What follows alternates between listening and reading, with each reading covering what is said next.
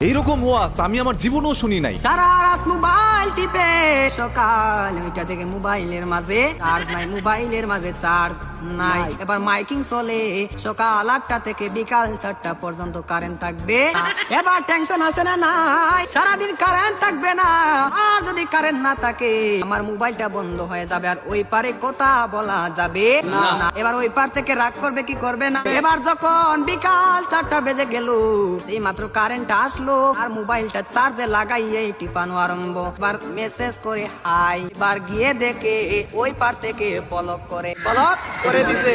এবার ছেলেটা তো টেনশনে আছে, আরে ব্লক করে দিল, আমার দেনে তো ভালোবাসা কোথায় গেল।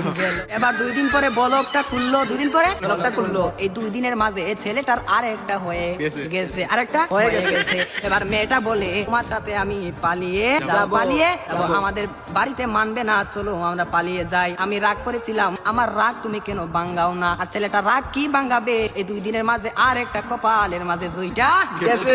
ওই মেয়েটা বলে চলো আমরা পালিয়ে যাই, ছেলে বলে চলো। এবার ছেলেটা মনে মনে ভাবে তোমার একটা শিক্ষা দিতে হবে। এবার মেয়েটা সকালে স্টেশনের মাঝে গাড়ি গুটি লইয়া রেডি। এবার ছেলেটা তো আসে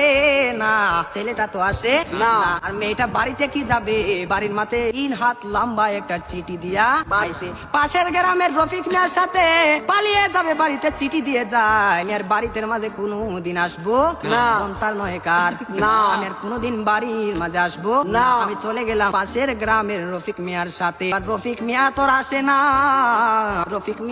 আর আসে না। এবার 1 ঘন্টা চলে যায়, 2 ঘন্টা চলে যায়, ছেলেটার মোবাইলে বন্ধ।